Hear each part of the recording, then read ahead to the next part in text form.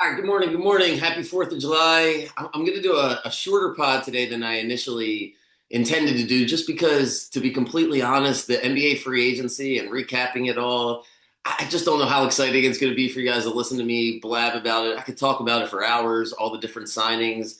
But this Malik Beasley situation, the gambling situation in the NBA, I think is way more relevant. So I'm going to spend about 5 minutes on that. And before I do that, quick thoughts on the Orioles, because it is 4th of July and it's like mandatory to be excited about baseball, or at least talk about baseball, have feelings about baseball. And I guess we're pretty much down to 9 games, because I feel like going into the All-Star break, we got 9 games left, 3 series, 3 tonight against the Braves, or 3 this weekend against the Braves. And then it's the Mets come here for 3, and then the Marlins come here for 3. And then you have the All-Star break, and I think these 9 games, I think we have to go 7-2 or better in order for them not to have the fire sale. I think the Ranger series was really depressing those past couple of games, not being able to score, not being competitive. The Braves are, I mean, they have their own problems. The Braves fans are freaking out. The Braves are having the worst year they've had in a long time. They have some injuries like the Orioles that they can point to, but they just not playing great baseball, not hitting the ball. A lot of guys they're counting on aren't producing. Acuna, I think, has only played in 37 games. So this series, both teams are a hot mess. It's hard to get really excited about it, but they're still sitting 7.5 games out of the wild card. So if you can go 7-2 here and push yourselves, 7 games under going into the deadline, or excuse me, going into the All-Star break, I think it pumps the brakes a little bit. And then you get 4 games. It's either 3 or 4. It might just be 3 at Tampa as the first series out of the gate. So then you're still in the wait and see approach. But anything short of that, I have that terrible feeling that it's going to be the fire sale. And if he's doing his job, no matter how much people aren't going to like it, I don't know. I feel like everyone's getting traded. It's hard to think who he's going to keep. Hard to even think about it right this second. So we got 9 games left until the break. It'd be nice to at least win tonight, 4th of July. Anyway, all right. So this Malik Beasley situation, what I wanted to talk about, share a few details, and kind of ties into what I referenced the other day about just betting in general and trying to find an edge. So first, to give you a little update in case you haven't read into it, and there's a ton of information. It's still an ongoing investigation. So Malik Beasley, the guard slash forward for the Pistons, is just in a world of trouble, it looks like, because he owed money to lots of different people, whether it was a dentist, hair cutter, barber, a property management company not paying rent. I mean, it's a horrible story as you read through it. People that have been in debt and have gone through a financial, turmoil. You read that and you're just like, man, it happens no matter how much money you have. If you can't keep up with your payments, those interest payments. Anyway, long story short, he is in a world of trouble and is now accused. I guess, according to his attorney, hasn't quite been accused yet, so they're just investigating. But it has to do with prop bets and whether or not he's betting on himself, and who knows where this story is going to go. The interesting part to me is twofold. One is I remember, if you guys remember, I guess it was right after the Super Bowl, a few weeks after the Super Bowl, the Jonte Porter, the guy that was on the Raptors that got banned from the NBA, who initially got busted 2 NBA seasons ago, not this past NBA season, but the year before. That gambling ring, the FBI, the police in Las Vegas arrested a gentleman named Shane Hennon, who's also in the business of selling sports picks. And Pat Forty from Sports Illustrated wrote an article about it. There was a lot of coverage. And the interesting thing that I was waiting for as I covered it myself was, who is he going to snitch on? Because that's, for lack of, I don't know what the correct word is, but who's he going to tell on? How's he going to limit his sentence? Because he seemed to be the head guy. And they wanted him. They got him. There was other co-conspirators that they named, guys that already flipped. But the real question is, how many other athletes were involved in this? How many other universities? And then you had the college basketball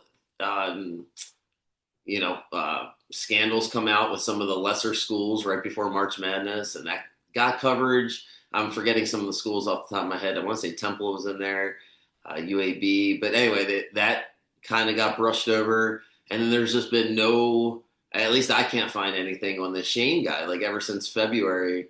Um, just nothing, no media coverage. And then this happens, and I just wonder if it's all tied together. That's the first thing I thought about. And then the second thing I thought about is when I was rambling the other day about, how hard it is to find an edge.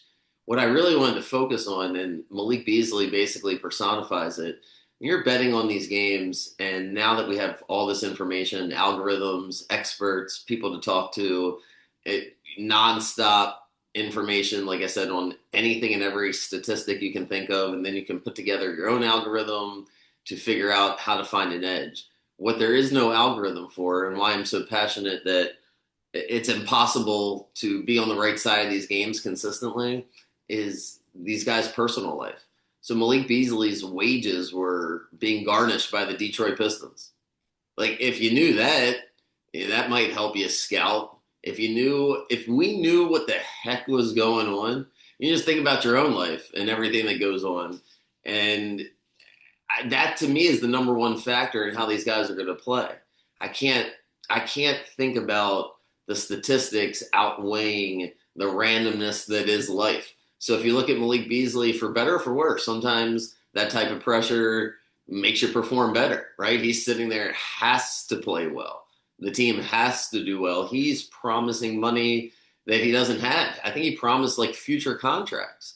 Like, he's had to, this is his only way to make money. So if you knew that, I'm betting a lot of Malik Beasley props, unless he's then intentionally throwing games. That throws a whole other wrench into it. If he's playing well for 10, 15, 20 games, I'm just using hypotheticals because he has to play well. And then his prop bets go up and his points per game and all that jazz goes up. And then all he needs to do is have one bad game. No one's going to, scream from the mountaintops if Malik Beasley has a bad game. So a lot of times when people focus on, the game's fixed, the referee is doing this, or Mahomes or Lamar and some of the most elite players are doing this, the game must be fixed. Most likely 99% is not happening because there's too much attention on it. But what's impossible, I guess, as we're seeing more and more scandals, is now these prop bets are available and it's illegal in so many places. It might take a second or two before they catch it. And you might get off a few games here or there where, it's unbelievable when you really look into thinking about, man, this has just got to be the tip of the iceberg. You hear, I don't know what scandal would put something over the top, because I don't think Malik Beasley's name does it.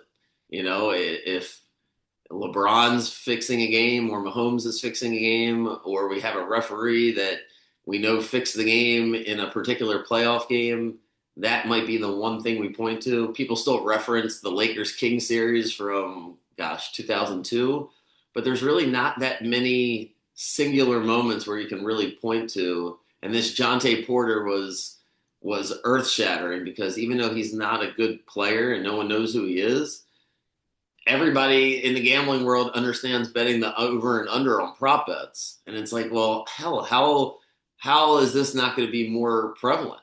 And now we see it with Malik Beasley. He was, according to Shams, the NBA reporter, he was going to get 3 years, $42 million from the Pistons. He's not just a crappy player. He's a pretty solid player on a team that took the Knicks to 6 games, could have won that series. He finishes down the stretch for them. He's a great wing. $42 million might have been an under, some of these contracts. I don't know. He's a pretty solid player. I don't think it's going to, again, I think this investigation will come and go. The world's on fire. People are worried about other things. It'll pass. But eventually they're going to have to get rid of these prop bets, at least betting the under in the prop bets. I can't believe that the NBA, the NFL, Major League Baseball are going to continue to allow. We just saw something with the Guardians pitcher yesterday. I didn't have a chance to look at it. But what's his face? Ortiz, I think his name. This is just going to be I don't know. They've already had to get rid of a few players in baseball. I was reading that. It's like five players have been banned or suspended for gambling. So they're going to have to figure something out. I think the prop bets is going to be the first thing to go.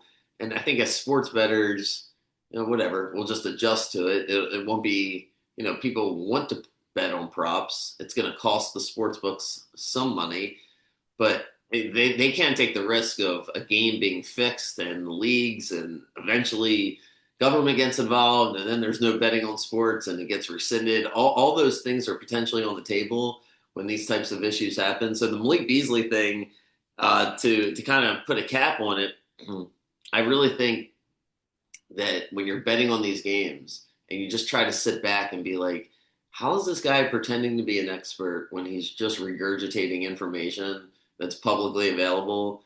And who the heck knows whether it's football or basketball or baseball, what's going on with these guys? If you have an edge on their personal lives, great. But if you don't think that factors into anything, I can't help you. And so when you hear a story like this, you're just thinking, man, how do I bet on a game like that where who knows what's going on? And I guess that's always been the case, right? I guess I'm not breaking any news, but it just got crystallized with this story where, hell, if I knew that about Malik Beasley and I knew what kind of financial troubles he was in, I'd be betting on the Pistons too. I'd be live betting. I'd be like, oh, he's on tonight. This is a game he wants to win. He's playing for the contract. It's a different type of motivation. I mean, we all know that, right? It's a different type of motivation for playing for a contract when it'd be nice to be rich versus he's just out here like an average person needing to make money each paycheck. He's not coming out for an injury. So I don't know what kind of live prop bets you can bet. Who knows what's available when all these apps and different other sports books that offer different things. But eventually something happened where and you know what it is probably is just people talk, and that's why that Shane Hendon situation's so fascinating to me because more and more is going to come out. If you really read that article when he first got arrested, it felt like a huge story, and then it got quiet. Whether they're together or not, I'm not sure. But the Malik Beasley situation should just make you say to yourself, "I'm not paying anybody to tell me who to bet on, and I don't need somebody to." Ramble about things that I could look up myself as an indicator that they know who's going to win this game because I need something that like this. I need to know that. That's the inside information I need. So, all right. Anyway, NBA free agency. The recap of it all is I could just talk like I say, talk about it for hours, but I don't know how relevant it is. So I just decided if I were you guys, I don't know if I feel like hearing my take on Miles Turner. So going to the Bucks. If you want it, I guess just message me. I'm happy to give it to you. But I'm more excited to transition to football a couple months away from it. And then next week or the week after, as I continue to get settled in, bring some people on here, talk baseball down the stretch. And yeah, looking forward to it. So, all right, enjoy 4th of July. Good luck if you're betting, whatever you're betting on. I guess you're getting good value to take Charlie Morton tonight if you have the stomach for it. I do, on a positive, feel like you can bet all the over on the prop bets for the Orioles young hitters. They all seem to be good guys who got their heads on straight. So if you're following the players, I guess that's a little different story if you feel like you have a better understanding of where they're at. But anyway, yeah, so over on the props for Gunner tonight. It's Friday. It's 4th of July. I don't know. Make some money if you're betting on the Orioles. Do something that can help you, or just don't watch it and enjoy something else. So, all right. See you guys soon. Have a good day. And again, happy 4th of July.